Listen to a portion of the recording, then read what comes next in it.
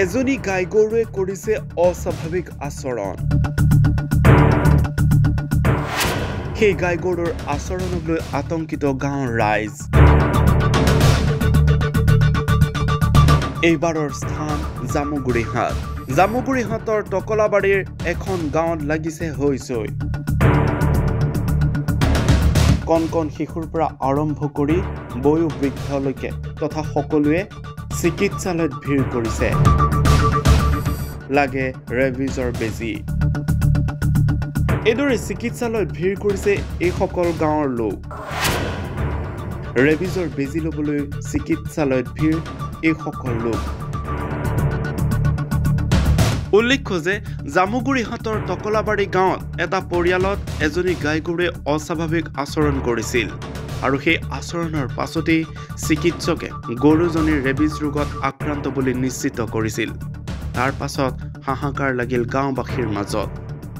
দুদিনৰ পূৰ্বে গৰুজনীৰ গৃহস্থই ঘৰত আয়োজিত এক মাংগলিক অনুষ্ঠানত গাঁৱৰ একাংশ লোকক নিমন্ত্ৰণ কৰি গৰুজনীৰ গাখীৰেৰে প্ৰস্তুত কৰা ক্ষীৰ আপ্যায়ন কৰিছিল। কিন্তু গৰুজনীৰ অদ্ভুত আচৰণৰ বাবে চিকিৎসকে ৰেবিজত আক্ৰান্ত বুলি নিশ্চিত হয়। তাৰ পাছত হাহাকাৰ লাগিল গাঁওখনৰ লোক।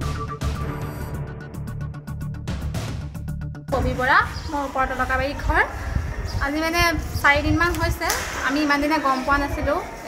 এজনী ওচৰৰে গাই কুকুৰে কামুৰিছিলে, গম পোৱা নাই। 4 দিনমানত যেতিয়া লক্ষণসমূহ দেখা দিছে, তেতিয়া ডক্টৰ মাতোতে তেতিয়া ক'লে যে গৰুজনী কুকুৰে কামুৰিছে। তেতিয়া আমাৰ ওচৰৰ ল'ৰা ছোৱালী আমি সকলোৱে ওচৰ চুবুৰীয়া যেতিয়া চাহ খাওঁ, গাখীৰ নিয়ে আৰু ল'ৰা ছোৱালীখিনিক মাজতে পায়সখিনি খুৱাইছে।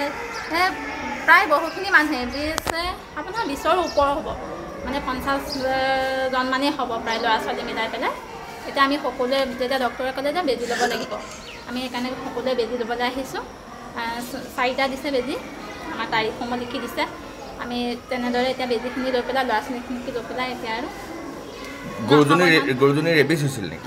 হয়, আমাৰ যেতিয়া মানে গম নাপায়, কিন্তু আগতে কোনেও গম নাপায়। যেতিয়া লক্ষণসমূহ দেখা দিছে কামুৰিছে বুলি, তেতিয়া ডক্টৰ মাততে দাৱতি ওলাই কিবা কিবি কৰি আছে। আৰু গৰুজনী এতিয়ালৈকে তেনে অৱস্থাই নাই, মানে আৰু পুৰা হাড়ডালহে আছে, মানে নেখায়ো, একো নকৰেও, পানীও নাখায়, মানুহ গ'লে খুচে। আমাৰ আজি 20জনমান মানুহে ল'লে, আকৌ কাইলৈ আহিব।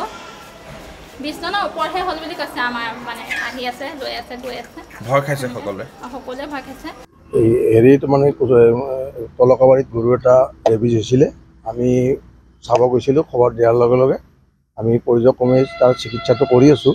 আৰু এতিয়া ৰেবিজ হোৱাটো প্ৰায় 100% হয় আমাৰ ফালৰ পৰা। এতিয়া পৰ্য্যায়ক্ৰমে ভেকচিন দিয়াৰ ব্যৱস্থা কৰি আছোঁ। কোন গাঁৱত?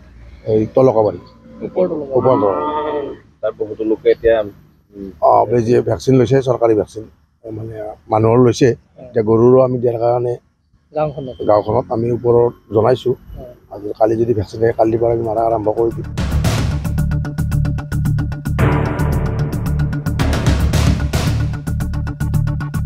News desk report, reporter any.